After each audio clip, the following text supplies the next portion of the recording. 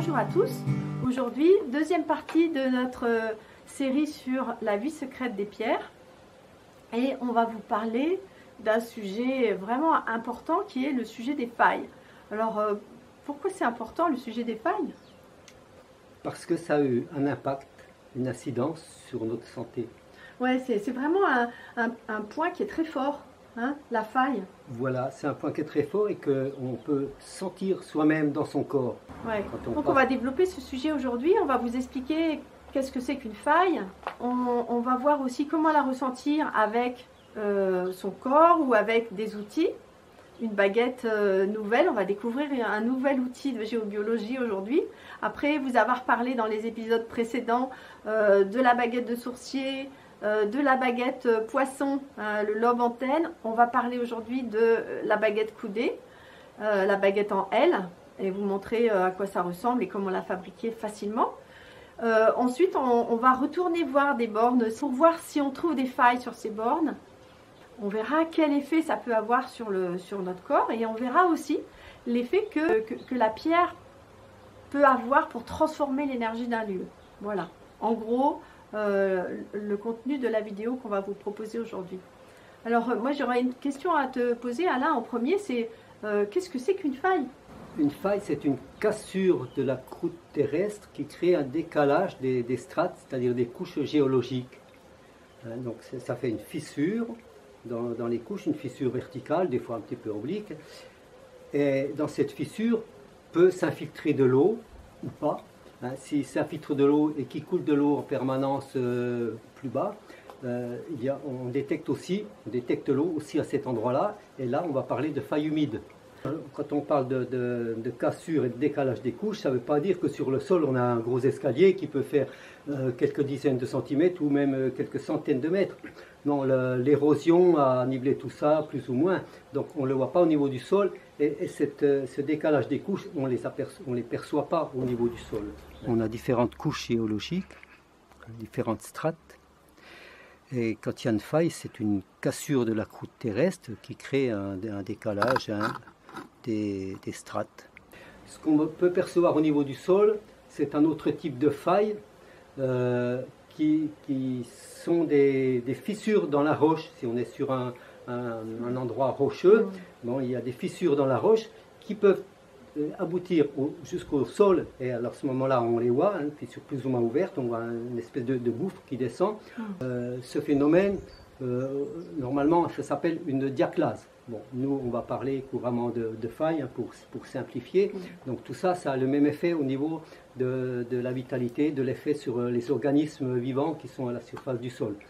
Et puis aussi, bon, on peut aussi y mettre d'autres phénomènes qui ont aussi les mêmes effets, c'est-à-dire toute cavité souterraine, tout gouffre souterrain, tout tunnel, soit naturel, soit pas naturel, tout espace enfermé sous la terre, ancienne galerie de mines, fosse septique désaffectée, voilà, disons plein de choses comme ça, qui créent à la surface du sol des énergies qui sont préjudiciables, défavorables au bon fonctionnement de l'organisme. Je rajouterais que les failles dont on parle, c'est des cassures, c'est pas juste des craquelures en surface quand il y a de la sécheresse. Hein.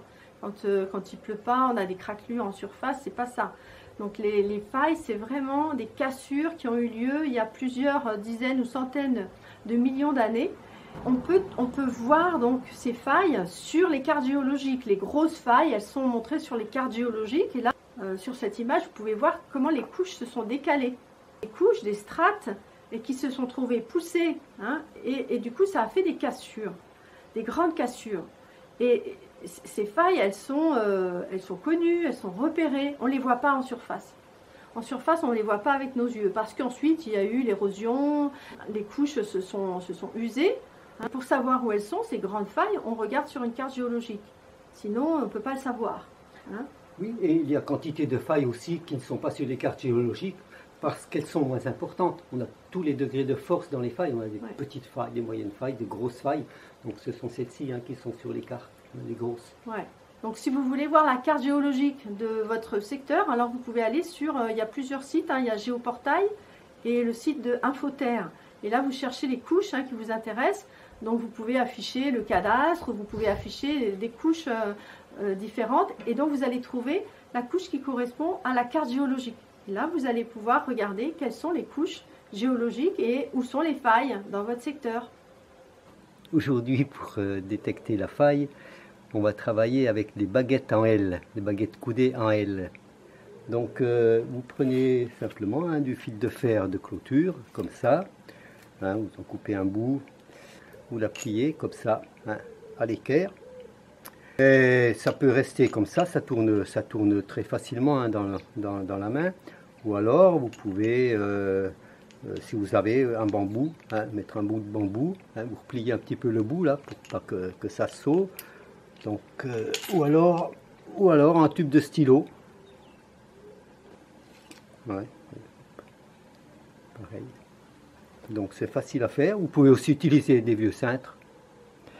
Alors voilà comment on les tient, ces baguettes. Donc les bras détendus le long du corps, et puis on les maintient parallèles l'une à l'autre, à peu près à 10 cm l'une de l'autre, légèrement penchées vers le bas, pour ne pas qu'elles bougent trop facilement ou qu'elles tombent toutes seules d'un côté ou de l'autre. Et puis quand on passera sur l'objet de notre recherche, disons, eh bien elles vont se manifester soit en se croisant, soit en s'écartant, soit en tournant d'un côté ou de l'autre. Peu importe, chacun aura sa manière d'opérer. On peut éventuellement prendre qu'une seule baguette. C'est pour vous dire qu'avec avec un outil, on peut tout faire. On peut aussi trouver d'autres outils. Des outils, voilà, nous on vous en présente 3, mais vous pouvez en trouver plein d'autres.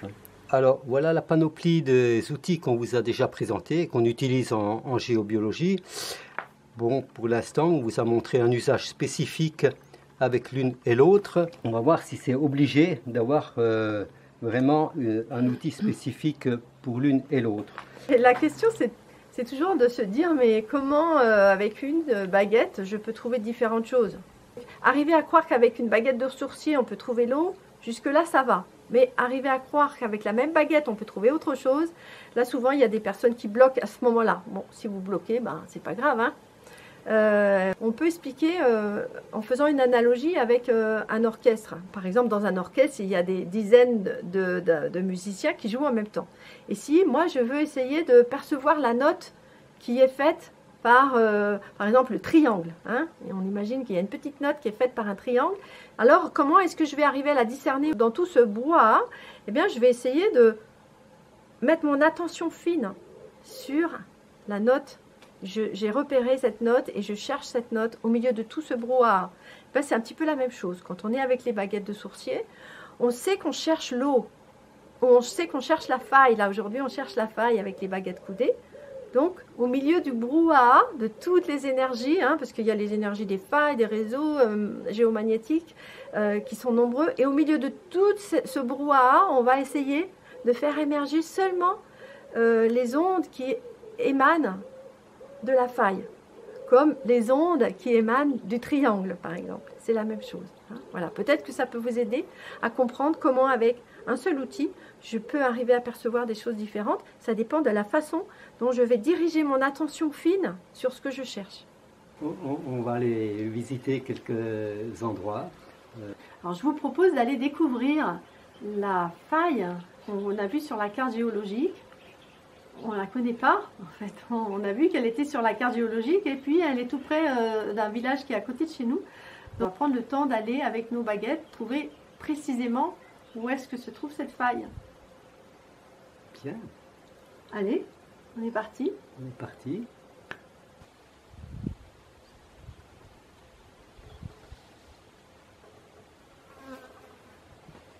Voilà, moi je la trouve ici. Je trouve la faille juste au niveau du caillou et Alain il n'a pas regardé, donc maintenant je vais lui passer les baguettes et puis on verra bien s'il va trouver au même endroit. À moi le tour.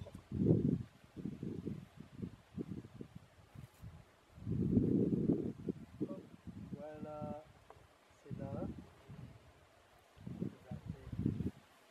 C'est juste bon là.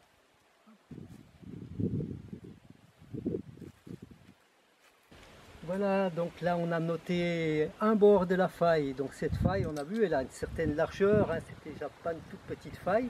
Donc maintenant, on va se pencher sur l'autre bord.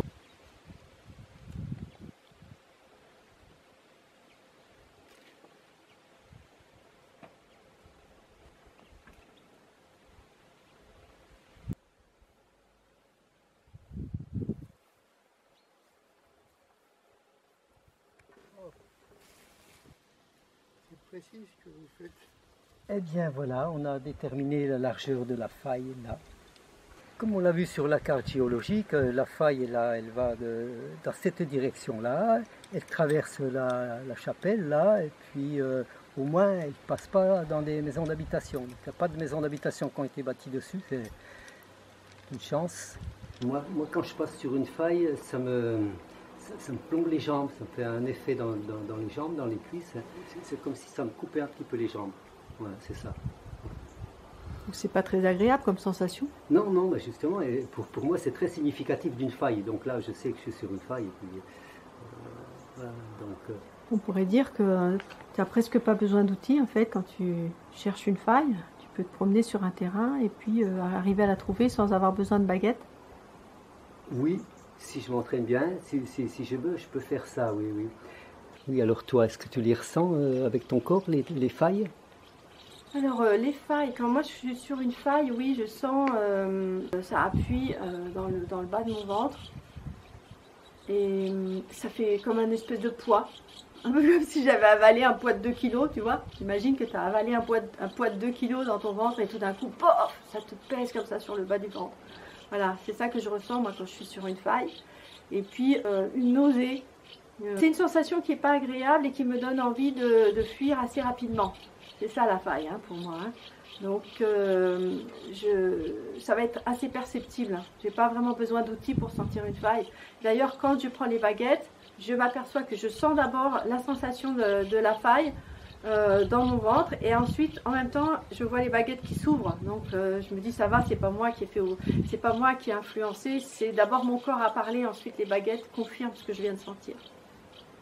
On va aller voir maintenant une nouvelle borne cistercienne. La dernière fois, on s'était arrêté à la borne 48 qui n'existait pas et on avait cherché le point. Et aujourd'hui, on vous emmène à la borne 47, hein, celle qui est un petit peu plus loin que celle qu'on avait vue la dernière fois. Donc toujours dans cette plaine céréalière. Et donc la borne 47. Elle est belle. Elle est belle. Voilà, alors on y va.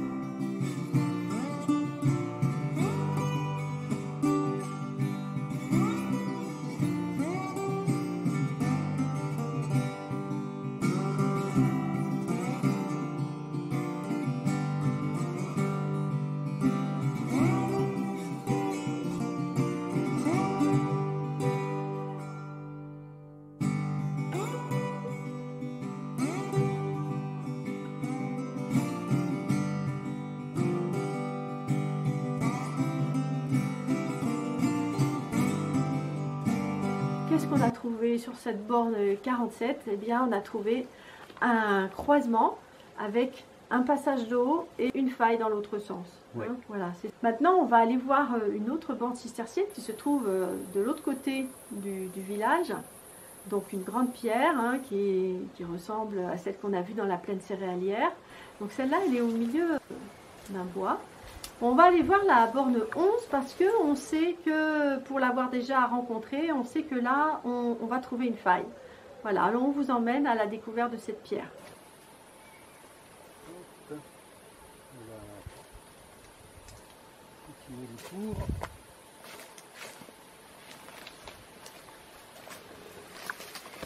Hop, je la retrouve là. Voilà, voilà, j'ai fait le tour de cette borne 11 là. Et puis on voit qu'il y a déjà une faille qui passe dessous. Donc voyons voir s'il y a de l'eau sous cette pierre. Oui, là on a de l'eau. Probablement qu'elle passe sous cette pierre, que je vais la retrouver de l'autre côté. Et je continue mon tour. Ah ben là aussi j'ai de l'eau. J'ai de l'eau qui passe au même endroit que la faille. Et quand on trouve de l'eau au même endroit qu'une faille, eh bien c'est que l'eau coule dans la faille et on appelle ça une faille humide. Donc là on a les deux choses. On a un croisement d'eau dont l'un est couplé avec une faille. Donc il y a une force supplémentaire encore à cet endroit-là, sur cette pierre. Voilà, je retrouve mon passage d'eau là. Voilà. Et je le retrouve ici. Bravo la pierre. Si je fais un petit résumé, on a trouvé, donc on était au croisement d'un passage d'eau souterrain et d'une faille humide. Alors je vais vous proposer deux petits exercices. Hein. Le premier exercice, ça serait de vous promener dans votre terrain, dans votre village, sur un petit chemin. Vous pouvez même avancer les yeux fermés, hein, si c'est un endroit qui est assez plat. Mais vous pouvez avancer tranquillement les yeux fermés et ressentir dans votre corps si vous sentez des variations quand vous êtes dans un endroit ou dans un autre endroit. Vous allez vous apercevoir, alors il faut s'entraîner un petit peu parce qu'on n'est pas du tout habitué à faire ça, mais vous allez vous apercevoir qu'en vous déplaçant un petit peu d'un endroit ou à un autre, vous avez des sensations dans votre corps qui évoluent tout le temps. Alors apprendre à faire ça, ça c'est vraiment important. Apprendre à écouter son corps et à sentir si dans cet endroit, tiens là je ne me sens pas très bien, ah là ça va mieux, je me suis déplacée de quelques mètres. Deuxième exercice donc, vous pouvez retourner sur une des bornes que vous aviez trouvées dans l'épisode qu'on avait fait la fois d'avant. Et puis faites le tour donc, de cette borne et essayez de voir là où vous avez trouvé de l'eau. Hein, imaginons que vous avez trouvé le croisement de deux passages d'eau. Essayez de voir si l'un ou l'autre ou les deux de ces passages d'eau sont doublés d'une faille. Hein, est-ce que l'eau circule au fond d'une faille? C'est possible que vous trouviez ça. Voilà. Donc entraînez-vous, prenez votre baguette. Alors quoi prendre comme baguette? Eh bien, vous pouvez prendre soit le lobe antenne qu'on avait montré dans l'émission sur les couloirs à abeilles. Vous pouvez prendre ça pour trouver la faille, ça marche. Vous pouvez prendre aussi la baguette de bois. Vous pouvez prendre aussi la baguette coudée. Hein. Alors voilà, je voulais te poser une question, Alain, parce qu'on a dit que les failles, ça pouvait avoir un effet dévitalisant sur les êtres vivants. Hein. Et est-ce que ça peut se voir par exemple sur les arbres? Ben oui, je pensais à ça quand tu me posais la question, parce que c'est extraordinaire, c'est spectaculaire hein, quand on voit un arbre qui a une excroissance ou qui est tordu, hein, qui démarre de travers ou qui tord dans tous les sens. Eh bien, que nous-mêmes on passe sur l'endroit hein, et on détecte cette sensation de faille, ou alors avec les baguettes, c'est spectaculaire. À chaque fois, il y a une faille, souvent couplée avec passage d'eau ou d'autres phénomènes dévitalisants. Et là, les arbres, ils sont très sensibles à ça et ils nous parlent vraiment de l'endroit. Alors, on va vous montrer des images, quelques photos hein, d'arbres qu'on a pu rencontrer et sur lesquels on a pu vérifier avec les baguettes coudées justement qu'il y avait la présence d'une faille à l'aplomb de l'arbre. Alors vous voyez sur ces images, c'est assez impressionnant, ces grosses boursouflures qu'on appelle des loupes ou des chancres, hein, ces grosses boursouflures qui sont des tumeurs. Ça c'est un arbre qui vit, il ne peut pas se sauver, hein, il ne peut pas s'en aller, donc il vit toute sa vie à l'aplomb d'une faille qui est souvent couplé avec un passage d'eau. Donc il vivait vraiment sur un point extrêmement dévitalisant pour lui. sa façon d'exprimer justement ce malaise, c'est cette boursouflure. Voilà. Et on va voir si ça passe en plein dessus. Je la retrouve là. Je la retrouve là. Et donc l'arbre il est en plein sur une faille qui va comme ça. Maintenant voyons voir s'il y a de l'eau. Et hop. Et il y a de l'eau aussi. Donc il s'agit d'une faille humide. Ouais. Il s'agit d'une faille humide.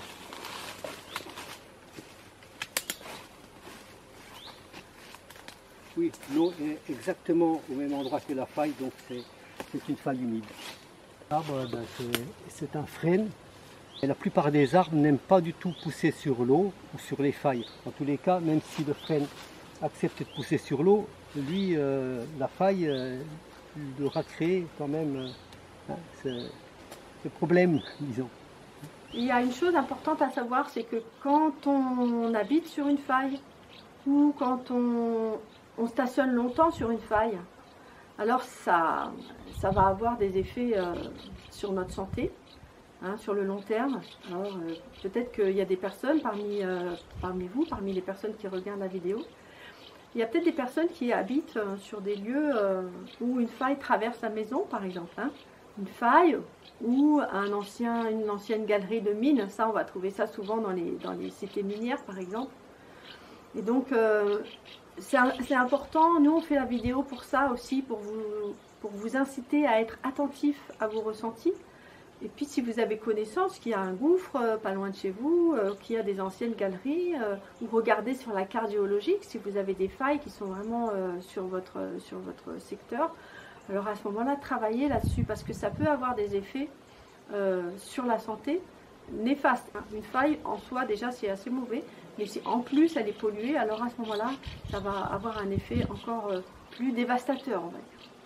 On n'est pas des scientifiques et on voulait alerter, en même temps, voilà, sans effrayer, mais on voulait sensibiliser, on voulait vous sensibiliser à cette question du écoutez-vous, hein, écoutez-vous. Quand vous êtes dans un endroit où vous ne vous sentez pas bien, mais il ne faut pas rester. Il faut changer de place. Parfois, il faut déménager. Quand on se sent vraiment mal dans sa maison, quand on sent des sensations comme ça corporelles négatives, il faut s'écouter. On ne nous a pas tellement appris à faire ça. Et en plus, on ne nous a pas donné la connaissance hein, de ces phénomènes souterrains qui peuvent impacter beaucoup notre santé. Donc, écoutons-nous. Et moi, j'alerte en particulier sur les personnes qui stationnent longtemps au même endroit tous les jours de leur vie. Par exemple, je ne sais pas, une boulangère hein, qui travaille derrière son comptoir, ou quelqu'un à la poste qui travaille derrière son comptoir pendant des heures et des heures, ou la personne qui est dans son petit guichet là pour servir l'essence, eh bien elle va passer des heures et des heures au même point, de la même façon qu'un enfant dans une classe à qui on a attribué une chaise, et on va lui dire c'est ça ta place toute l'année. Et s'il est sur un passage d'eau souterrain ou sur une faille, comme on l'a vu, c'est très dévitalisant, et il va être quoi? Toujours fatigué, hein, toujours fatigué, pas de bonne humeur, probablement que cet enfant il va pas très bien travailler, il va pas être très joyeux, peut-être qu'il va développer aussi des maladies, par exemple, peut-être qu'il va avoir des phénomènes physiques hein, nombreux qui peuvent arriver, et on va se dire mais qu'est-ce qu'il a? Peut-être que des fois ça vaut le coup de simplement quand on est malade, première chose, et ça coûte pas cher, on change de place, voilà, on bouge son lit, on bouge sa chaise de bureau, où on demande que l'enfant puisse être à une autre place et voir si la situation reste la même ou si ça évolue. Voilà, c'est assez anxiogène de parler de ces sujets, de si on est à un endroit, peut-être que c'est un mauvais endroit. Alors c'est assez anxiogène, mais je pense que c'est... tant pis, il faut prendre le taureau par les cornes et il faut accepter de voir que peut-être qu'il y a des endroits où il ne faut pas stationner, même si c'est difficile à entendre. Alors, bon, moi je vais faire une petite parenthèse, il y a des études qui ont été faites sur des cités minières où on s'est rendu compte qu'il y avait beaucoup de personnes malades dans un même secteur. Et puis, ça a été vérifié hein, par des médecins. Et qu'est-ce qu'on a fait? On a fait arrêter les études. Voilà. On a fait arrêter les études parce qu'il y avait trop de personnes malades à cause des puits de mines qui étaient en profondeur. Donc c'est important de voir que c'est gênant, ce sujet est gênant. Et on peut chacun se le réapproprier. C'est pour ça que nous, on vous donne des outils faciles à fabriquer, des baguettes en bois, en fil de fer. C'est simple, on n'a pas besoin de baguette non plus, hein. On peut déjà écouter dans son corps comment est-ce que je me sens à tel endroit ou à tel endroit. Et après se réapproprier sa santé. Alors si jamais vraiment on a l'impression qu'on est sur un mauvais endroit, alors on peut faire venir un géobiologue, un spécialiste qui va venir faire l'analyse complète de votre maison et puis il va vous dire quoi faire, hein. Voilà. Là, nous on vous donne des petits outils pour essayer d'être un peu autonome. Donc le rôle des pierres, si on revient à ça, le rôle des pierres qui est de transformer, comment est-ce qu'on pourrait l'expliquer ça un petit peu? Moi j'aime bien expliquer comme ça en fait. Donc pour moi, quand il y a une faille, on va dire ici c'est le niveau du sol, hein. Et pour moi, quand on est sur une faille, on a quelque chose de très creux et très dense comme ça qui nous attire vers le bas, hein. Je symbolise avec ce petit morceau de bâton, avec cette petite baguette là, je symbolise l'effet négatif, on va dire, hein, par rapport au niveau du sol. Et quand on met une pierre en place sur cette faille, à ce moment-là, qu'est-ce qui va se passer? On va inverser la polarité, c'est-à-dire que par rapport au niveau du sol, on va avoir un effet, hein, on va avoir un effet qui est inversé. Voilà, donc là c'est l'effet, on va dire, négatif et tellurique qui attire vers le bas la sensation. Et quand on met une pierre en place, ou quand une pierre se trouve à la place de la faille, à ce moment-là, ça inverse la polarité et tout d'un coup, c'est comme s'il y avait de l'énergie positive qui jaillissait de cet endroit. On peut appeler ça un point d'acupuncture. Oui, c'est ça, on peut comparer la mise en place d'une borne, d'une pierre, d'une croix sur le sol à la mise en place d'une aiguille d'acupuncture, par exemple. C'est une grosse aiguille, hein. Mmh. Et dès l'instant qu'il y a la pierre, ça transforme à quantité, je dirais égale, hein. Plus le point, disons qu'on pourrait qualifier de négatif est puissant dans le sous-sol, plus la pierre le transforme en énergie positive qui rayonne, hein, sur un certain périmètre autour de cet endroit. Et on remarque aussi que la grosseur de la pierre est en principe proportionnelle à la force du phénomène qu'on détecte. Donc c'est assez génial quand on arrive à analyser tout ça, à s'amuser avec ça. Alors, dans certaines communes, les pierres ou les bornes ont été enlevées. Ouais. Surtout quand c'était des pierres ou des bornes, ou même des croix, hein, quand il y avait des monuments comme ça, parfois elles ont été enlevées pour multiples raisons. Parfois parce que ça gênait, qu'il y avait une route à faire, ou parfois parce qu'il y avait un signe de croix dessus et donc ça pouvait déranger. Qu'est-ce que ça a pu avoir comme influence du coup? Oui, pour toutes sortes de raisons, oui, il y a des pierres qui ont été enlevées. Qu'est-ce qui s'est passé en fait au niveau de ce point-là, puisque tu dis que la pierre, elle transforme le point. Donc, quand on enlève la pierre, qu'est-ce qui se passe? Nous, on l'a constaté, hein. On a vu un endroit où la pierre était là avant et où elle n'y est plus, et donc qui a un degré d'énergie, de vitalité très très très très bas. Et puis on a remis la pierre, celle-ci ou une autre. Et alors là, l'énergie n'est pas comparable, quoi. Dès l'instant qu'on a remis la pierre en place, on sent une ambiance différente et on sent que ces phénomènes de malaise, hein, de mal-être, hein, ces phénomènes différents qu'on peut identifier dans son corps, ben, ils disparaissent et on sent qu'on est bien. On sent qu'il y a une ambiance favorable, accueillante, qu'on a envie de rester là, quoi, tout simplement. Ouais. Ben voilà, ça va être le moment de se quitter. On va se quitter là, sur ces dernières images. On vous retrouvera la prochaine fois pour parler d'autres phénomènes qui se cachent encore sous les pierres. Et on ne vous dira pas plus pour aujourd'hui. Et toi, le mot de la fin? Moi, le mot de la fin, c'était un plaisir vraiment de partager ça avec vous. Et puis voilà, moi je vous dis aussi À bientôt pour le prochain épisode, comme on dit. À bientôt.